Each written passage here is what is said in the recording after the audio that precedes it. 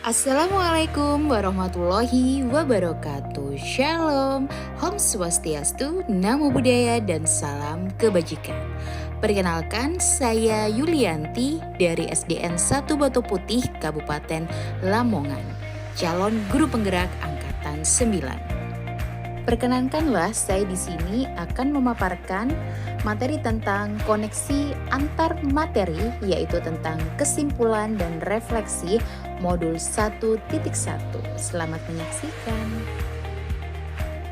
Mengulas tentang modul 1.1, di sini saya menyimpulkan beberapa pemikiran Ki Hajar Dewantara, antara lain menuntun, kodrat anak, berhamba pada anak, bukan tabula rasa, budi pekerti, dan pendidik ibarat petani. Menuntun. Tujuan pendidikan yaitu untuk menuntun segala kodrat anak agar dapat mencapai keselamatan dan kebahagiaan yang setinggi-tingginya, baik sebagai manusia maupun sebagai anggota masyarakat. Disinilah peran seorang guru dalam menuntun kodrat anak tidak terlepas dari trilogi pendidikan Ki Hajar Dewantara. Ingarso Sungtulodo memberi contoh ketika di depan, Ing Madyo Mangunkarso memberi bimbingan dan membangun motivasi ketika membersamai mereka, dan Tuturi Handayani berikanlah dukungan penuh ketika kita di belakang. Kodrat anak. Berkaitan dengan kodrat anak terdapat dua hal, yaitu merdeka dan bermain. Merdeka. Setiap anak memiliki kekuatan sendiri untuk mencapai kemandirian belajar. Selain itu, terdapat dua esensi dalam merdeka, yaitu merdeka batin yang diperoleh dari pendidikan dan merdeka lahir yang diperoleh dari pengajaran. Bermain. Bermain merupakan salah satu kodrat anak hasil dari cipta, rasa, karsa, dan pekerti. Berhamba pada anak. Pendidikan itu harusnya berpusat kepada anak, atau dengan kata lain, student center. Pendidikan harusnya memberikan keleluasaan anak dalam proses pembelajaran. Bukan tabula rasa. Pendidikan anak adalah untuk menebalkan garis-garis samar agar dapat memperbaiki lakunya untuk menjadi manusia seutuhnya. Sejatinya, pendidikan adalah tempat persemaian benih-benih kebudayaan yang kita sebut dengan peradaban sebuah bangsa. Oleh karena itu, kita sebagai seorang pendidik hendaknya dapat membimbing dalam mempertebal garis-garis samar positif dan meminimalkan bahkan menghilangkan sisi negatif setiap anak. Budi pekerti. Perlunya keseimbangan antara gerak pikiran, perasaan, dan kehendak sehingga menimbulkan tenaga ataupun tindakan. Adanya budi pekerti untuk melatih anak untuk memiliki kesadaran menjadi diri sendiri dan kesadaran sosial. Pemikiran Ki Hajar Dewantara yang terakhir adalah pendidik ibarat petani.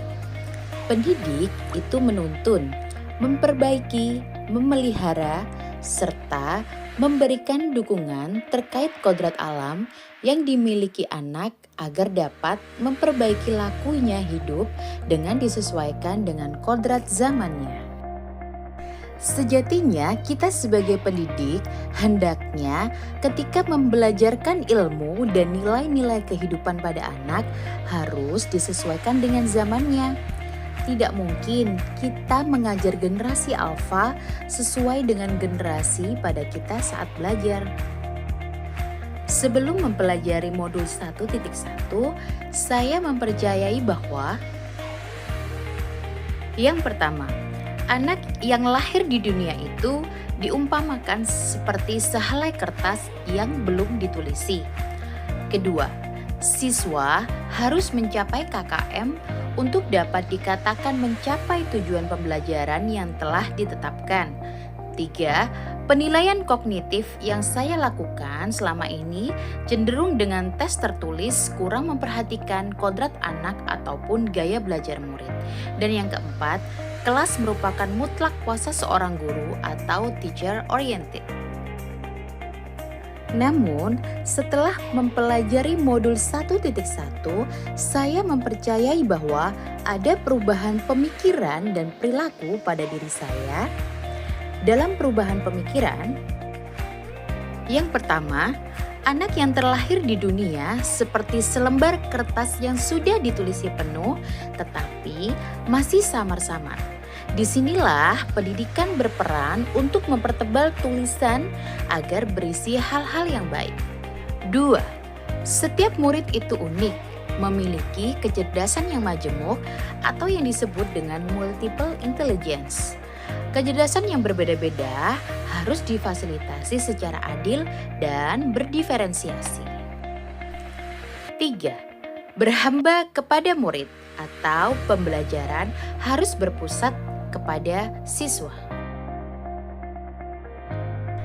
Dalam perubahan perilaku, pertama, menuntun dan memfasilitasi pembelajaran murid sesuai dengan kodrat alam dan kodrat zaman. Yang kedua, lebih menggali lagi kemampuan dan potensi murid. Dan yang ketiga, memberikan kemerdekaan belajar kepada murid dalam proses pembelajaran yang dilakukan. Lantas, tindakan apa yang saya terapkan? Pertama, memberikan tuntunan bukan sekedar tuntutan. Kedua, menyusun pembelajaran yang bermakna dan berdiferensiasi yang disesuaikan dengan kodrat alam dan kodrat zaman. Ketiga, menerapkan pembelajaran dengan student center demi terwujudnya merdeka belajar. Sekian pemaparan yang dapat saya sampaikan mengenai koneksi antar materi, yaitu kesimpulan dan refleksi modul 1.1. Salam guru penggerak. Tergerak, bergerak, menggerakkan. Wassalamualaikum warahmatullahi wabarakatuh.